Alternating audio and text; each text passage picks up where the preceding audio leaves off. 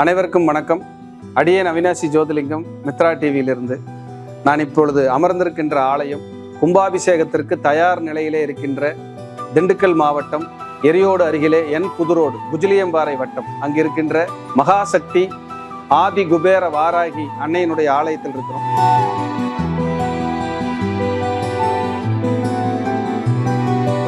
கும்பாபிஷேகத்துக்கு ஆலயம் தயார் நிலையில் இருக்கு. பிராபவ வருடம் ஆவணி மாதம் 31ஆம் தேதி 17/9/2026 வியாழக்கிழமை குருவாரத்திலே காலை 10:45 மணி முதல் காலை 11:10 மணிக்குள் ஆலயத்தினுடைய மிக பிரம்மாண்டமான கும்பாபிஷேக விழா நடைபெற இருக்கிறது.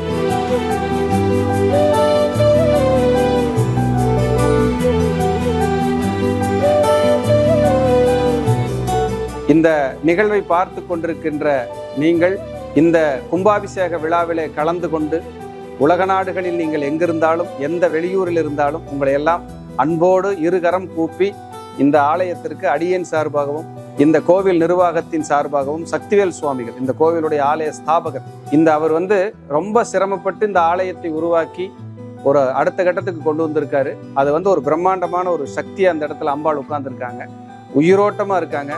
இங்கே யாரெல்லாம் வழிபடுறீங்களோ அவங்களுக்கெல்லாம் நிச்சயமா உங்களுடைய எல்லா நெருக்கடிகளும் தீர்ந்து சுபிட்சம் கிடைக்குங்கிறதுல எந்த மாற்று கருத்துக்கு இடமே கிடையாது.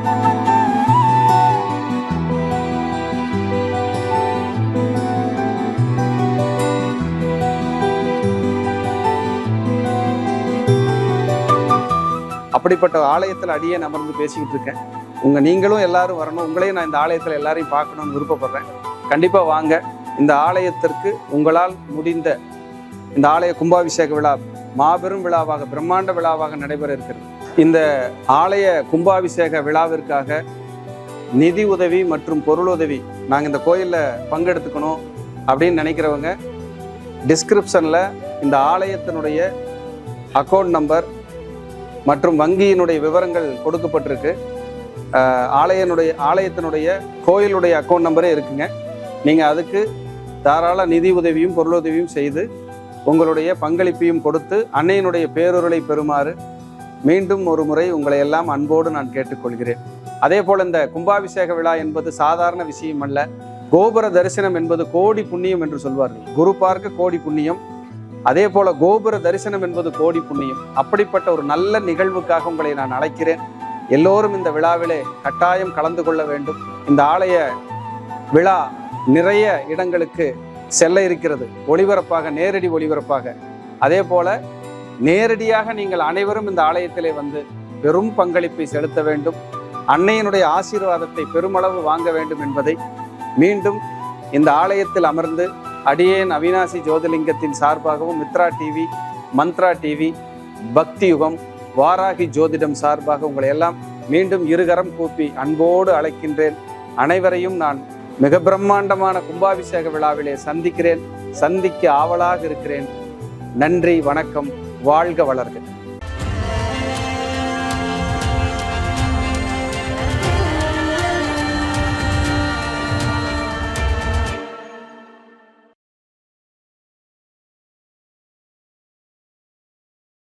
ஐயா வணக்கம். ஐயா மணி சார் வணக்கம். வணக்கம் வணக்கம் ஐயா.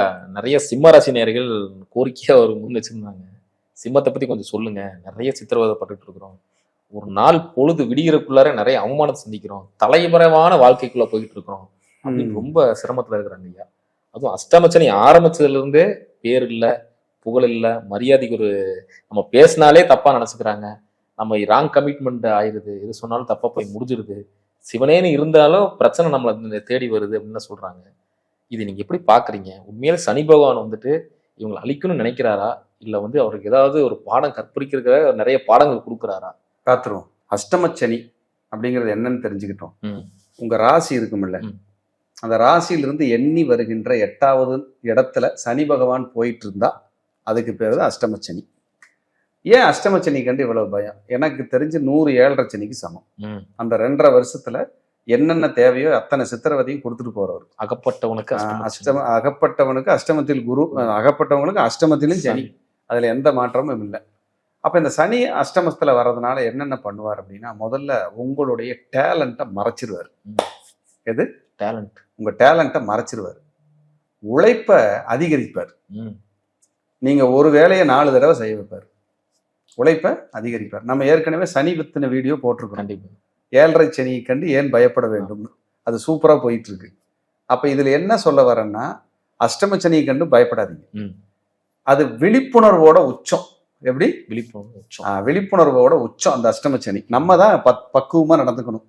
நீங்க கவனமா இல்ல, கரெக்டா இல்லைன்னா அவமானம், நஷ்டம், சேதாரம், கடன், விபத்து, நோய், வழக்கு, எதிரி, பகை, சர்ஜரி, தண்டனை இத்தனையும் கொடுப்பார். இதெல்லாம் அஷ்டமச்சனியில ஈஸியா நடந்துடும். பொதுவா சிம்மல் ராசிக்கு ஏன் அஷ்டமச்சனி போட்டு வாட்டுது அப்படின்னா, சூரியனுக்கு சனி பகை. அப்ப சிம்ம ராசி யாரோட வீடு? சூரியனோட வீடு. ஏற்கனவே சிம்ம ராசிக்கு சனி திசையோ சனி புத்தியோ வந்தா சுத்தமா ஜோலி முடிச்சிடும். தும்சம் பண்ணிட்டு தான் போகும். அவரு அஷ்டம சனியா வரும்போது இதுதான்டா சான்ஸ்ன்னு நினைப்பாரா? நினைக்க மாட்டார். கண்டிப்பா. சனீஸ்வரன் ஏற்கனவே எனிமி, எதிரி, கடுமையான எதிரி, ஜென்ம விரோதி. இப்போ நீங்க ஒரு இடம் வச்சிருக்கீங்க, உங்க எதிரிக்கு உங்ககிட்ட இருந்து ஒரு 10 சதுரடி வேணும், தேவைப்படுது கட்டுறதுக்கு. நீங்க கொடுப்பீங்களா? என்ன கெஞ்சினாலும் எத்தனை கோடி கொடுத்தாலும் யாரு தூதுகிட்டாலும் நடக்காது. வாய்ப்பு இல்ல ராஜா. போடா நீ இதாண்டா எனக்கு பீரியட் டைம் அப்படின்னு சொல்லுவீங்களா இல்லையா?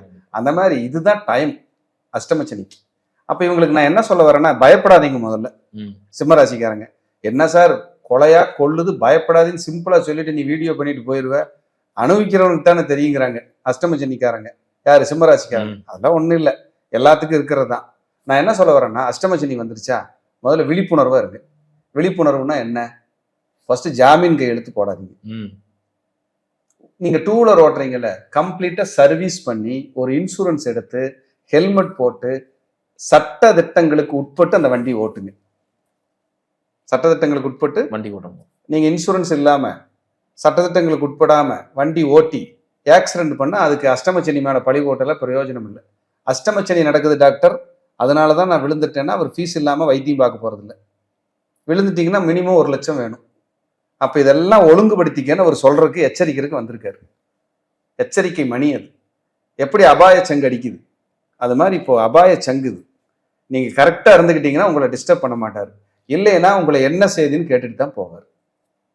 8ஆம் இடத்துல இருக்கிற சனி 2ஆம் இடத்தை பார்ப்பாரு. இங்க என்ன பியூட்டினா வருமானத்தை கொடுத்துருவார். எப்படி? வருமானத்தை கொடுத்துருவார். ஆனா அந்த வருமானம் பண்றதுக்குள்ள பேக் எண்ட்ல மன உளைச்சல் இருக்கும் பாரு, அதை தாங்கவே முடியாது உங்களால். ஏன்டா வாழ்றோன்னு இருக்கும்.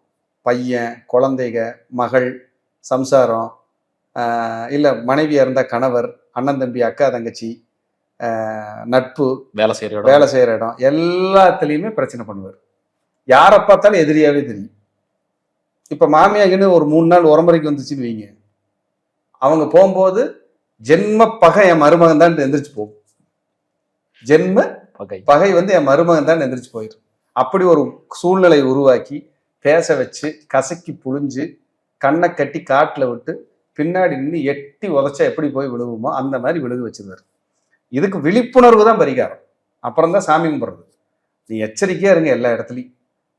அதே போல ஒருத்தருக்கு நான் பாத்துக்கிறேன்னு சொல்லாதீங்க, கமிட்மெண்ட் கொடுக்காதீங்க, சக்திக்கு மீறி யோசிக்காதீங்க, பேராசைப்படாம இருங்க, இருக்கிறத வச்சு நிதானமா போய்க்குங்க. அதுதான் உங்களுக்கு சேஃப்.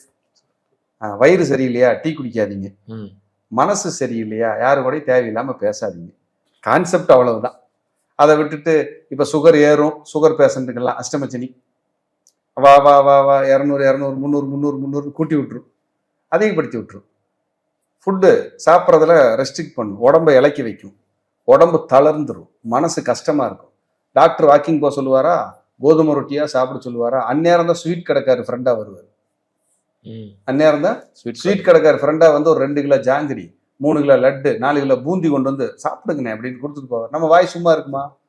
அரைச்சு தள்ளிடும். அப்ப அஷ்டமச்சனி என்ன பண்ணும்? பாவம் சாப்பிட்டு போட்டுன்னு விடுமா? 300 இருந்த சுகரை 400 ஆக்கிட்டு தான் போகும். ஏன்னா அதுக்கு அதுதான் வேணும். ஏன்னா எதிரி ஏற்கனவே சிம்மம் சனிக்கு. அப்ப இப்ப அஷ்டமச்சனியில நம்ம என்ன பண்ணும்? உணவு கட்டுப்பாடு, வாக்கிங் எக்ஸசைஸ், கடுமையான சோம்பேறித்தனத்தை கொடுக்கும். நீ எப்படி வாக்கிங் போறேன்னு பார்க்கணும். அதெல்லாம் ஒண்ணும் இல்லை. எந்திரிச்சு கிடுகிடு நடந்துடணும். சனி பாதிக்க கூடாதுன்னா, சனீஸ்வரனால உங்களுக்கு எதுவும் வரக்கூடாதுன்னா நீங்க உடல் உழைப்பை கொடுத்துருங்க. ஏன்னா சனி சோம்பேறி. அதுக்கு ஆப்போசிட் பரிகாரம் என்ன? சுறுசுறுப்பு. அந்த சுறுசுறுப்பை கொடுத்துட்டீங்கன்னா அந்த சனி கம்முன்னு இருக்கும். சனி கழிவுகள் தானே. முறைப்படி காலை மாலை 2 வேளை கழிவுகள் ஃப்ரீயா போயிருச்சுனாலே உங்களுக்கு அஷ்டமச்சனி ஃப்ரீ பண்ணி விட்டுரும். உண்மை அதுதான். அப்போ உணவு கட்டுப்பாடுல நீங்க ஜாக்கிரதையாகவும் கவனமாகவும் இல்லைன்னா உங்களை தொல்லை பண்ணும். கண்டிப்பா சிம்மராசிக்காரங்க கருப்பு கலர் ட்ரெஸ் அணிவதை தவிர்த்து கொள்ளுங்கள். என்ன சார் ட்ரெஸ்ல எல்லாமே இங்க பாருங்க, ட்ரெஸ்ஸுக்கு அதுக்கு சம்பந்தம் இல்லை. சனியினுடைய நிறம் கருப்பு சார். உங்களுக்கு அவர் எனிமி சார். லாஜிக்கா நான் சொல்றேன். அப்ப கருப்பு ட்ரெஸ் போடும்போது உங்களுக்கு அது தொந்தரவு கொடுக்கும். சனியும் கருப்பு தானே அப்படின்னு சொல்லிட்டு குறுக்கு கேள்வி கேட்பாங்க. தலை முடியும் கருப்பு தானே சார், அப்ப அதை வைக்க வேண்டாமா? இது உணர்வு இல்லாத, நரம்பு இல்லாத, இதுக்கு சம்பந்தம் இல்லை. ஆனா ட்ரெஸ் போடும்போது உங்க உடலோடு உங்க ஹார்மோன்ஸோடு அது ரியாக்ட் பண்ணுது. அதான உண்மை. கண்டிப்பா உங்க உடலோடு அந்த நரம்புகள் உணர்வுகள் இதுக்குள்ள போய் அந்த கருப்பு கலர். ஏன்னா கருப்பே நம்ம இதுல ஒதுக்கப்பட்டது மந்தம் தானே. சனிக்கிழமை எதுவும் செய்ய மாட்டேன், ஏன்னா அதுக்கு பேரு குருட்டு நாள்னு வச்சிருக்கிறான் நம்மால். அப்ப அதெல்லாம் செய்ய மாட்டேன். அப்ப நீங்க கருப்பு கலரை நீங்க தவிர்த்துருங்க. இன்னும் ஒண்ணு சொல்றேன், நீங்க மாலை போடுறீங்க, விரதம் இருக்கிறீங்க, செருப்பு இல்லாம இருக்கீங்க, அப்ப நீங்க கருப்பு கலர் போட்டுக்கலாம். ஐயப்பனுக்கு போகும்போது இது அக்செப்டட். உடலை வருத்தணும், வேணா வருத்திக்கிறீங்க. வருத்தும் போது அங்க சனி ரியாக்ட் பண்ண மாட்டார். ஏன்னா சனிக்கு தேவையா என்ன? நீ சித்திரவதை அணிவிக்கணும். நானே அடிக்கிறதுக்கு நீயே அடிச்சு, நானே அடிக்கிறதுக்கு நீயே அடிச்சுக்க, மடார்னு அடிச்சுக்க. அடிச்சிட்டீங்கன்னா நான் ஒன்றும் செய்ய மாட்டேன். அப்ப என்ன பண்றது? 48 நாள் விரதம், ஒரு வேளை தான் சாப்பாடு, செருப்பு போடுறது இல்லை, தலைமுடிக்கு எண்ணெய் வைக்கிறது இல்லை, பொண்டாட்டி பிள்ளையில பார்க்க மாட்டேன், ஆசிரமத்திலே படுத்துக்குவேன், டெய்லி பச்சை தண்ணியில தான் குளிப்பேன், பாய் போட்டு தான் தூங்குவேன். இவர் தலைவர் பெட்ல படுத்து தூங்குறாள். இட்லி எல்லாம் பிடிக்காது சிம்மராசிக்காரங்களுக்கு. முருகலா தோசை சுட்டு கொடுத்தீங்கன்னா சாப்பிட்டுக்கிட்டே இருப்பாங்க. ஆனா எங்காவது டூர் போயிட்டு வர்றீங்கன்னா ஹோட்டல்ல அவங்க முதல்ல தேடுற பொருள் இட்லி. எப்படி பாருங்க, இட்லி இருந்தா நல்லா இருக்கும், ரசம் சோறு இருந்தா நல்லா இருக்கும், கொஞ்சம் பொரியல் வச்சீங்கன்னா நல்லா இருக்கும், கொஞ்சம் கரைச்சி கொடுத்தீங்கன்னா நல்லா இருக்கும், ஒரு முருகலா 2 தோசை சுட்டு கொடுத்தீங்கன்னா நல்லா இருக்கும். இது இப்படி எல்லாம் தேடும். சிம்மத்துக்கு அது பிடிக்கும். அப்ப உணவு கட்டுப்பாடும் நீங்க கருதுனா இந்த உடம்புக்குள்ள இருக்கிற டிஸ்டர்ப் எல்லாம் உங்களுக்கு சரியாயிடும். அப்ப அஷ்டமச்சனி வந்துருச்சுன்னா, 8ஆம் இடத்துக்கு சனி வந்துச்சுன்னா தேவையில்லாத பூரா தேடி வரும். தேடி வர்ற தேவையில்லாத பூரா வேணான்னு ஒதுக்கி வச்சுட்டு தேவையானதை மட்டும் உள்ள எடுத்துக்கிட்டீங்கன்னா தேவையில்லாதது வராது. தேவையில்லாதது வரவே வராது உங்க லைஃப்ல. அப்ப அஷ்டமச்சனி கண்டு பயப்படாம எங்க தப்பு பண்ணா நமக்கு பிரச்சனை வரும், எங்க தப்பு பண்ணா தண்டனை கிடைக்குன்னு உணர்ந்து வாழ்ந்தீங்கன்னா ஒண்ணும் பண்ணாது. வாயை பூட்டு போட்டுக்குங்க. எப்படி? வாயை கட்டிருங்க. மௌன விரதம் மாதிரி நினைச்சுக்குங்க. அந்த 2.5 வருஷத்தை கடத்திருக்கு. இன்னொரு 1 வருஷம் தான். அப்புறம் 7.5 மாறிடுச்சுன்னா நீங்க தான் ராஜா. அவர் 9ஆம் இடத்துக்கு வந்துருவார். அப்புறம் நீசமாயிடுறாரு 9ஆம் இடத்துக்கு அப்ப உங்களுக்கு பிரச்சனையே இருக்காது. சனினால தொந்தரவு பண்ணாம போயிடுவார். இப்ப குரு வேற 12ல விரயஸ்தர, ராகு 7ல, கேது ராசிலேயே இருக்காரு. உங்களை மெண்டலாக்கி விட்டுட்டு போயிரு. இருந்த ஒரே நல்லவன் குரு தான். அவரும் 12க்கு போயிட்டாரு. என்ன பண்ணுவீங்க? ஒண்ணும் பண்ண முடியாது. ராகு கேது சரியில்லை, குருவும் சரியில்லை, அஷ்டமச்சனி. வாழ்றதா போறதா? தியானம், அன்னதானம், தியாகத்தோடு வாழ்க்கை, அமைதி, உணவு கட்டுப்பாடு, எக்ஸசைஸ், வாக்கிங், வாய்ப்பூட்டு, நிதானம், தர்ம சிந்தனை, நல்லா இருப்பீங்க. போட்டுட்டு எனக்கு அப்படி வந்துருச்சு இப்படி வந்துருச்சுனால எதுவும் நினைக்காதீங்க. ரிலாக்ஸா இருங்க, அமைதியா இருங்க. நான் எந்த சாமி சார் கும்பிடணும்? நேராக போய் பைரவரை போய் பாருங்க. சனிக்கிழமையானா 2 நல்லெண்ணெய் விளக்கு போடுங்க. கருப்பு சாமியை போய் பாருங்க சனிக்கிழமை. அதே சனிக்கிழமை அவருக்கு ஒரு 2 நல்லெண்ணெய், செவ்வரளி மாலை, ஒரு லெமன் கொடுத்துட்டு வாங்க. ஒரு லெமன் வாங்கிட்டு ஜூஸ் போட்டு குடிங்க. லெமன் சாப்பாடு செஞ்சு சாப்பிடுங்க. கருப்பர் உங்க கூடவே இருப்பார். முடிஞ்சா கருப்பரோட கயிறு வாங்கி ஒன்று கையில கட்டிக்குங்க. கட்டிட்டு அவர் கூட இருக்கிறதா நம்புங்க, நினைச்சுக்குங்க. அவர் ஏன்னா கயிறு இருந்துச்சுன்னா கருப்பர் கூட இருக்காருன்னு எண்ணம் இருக்கு நமக்கு.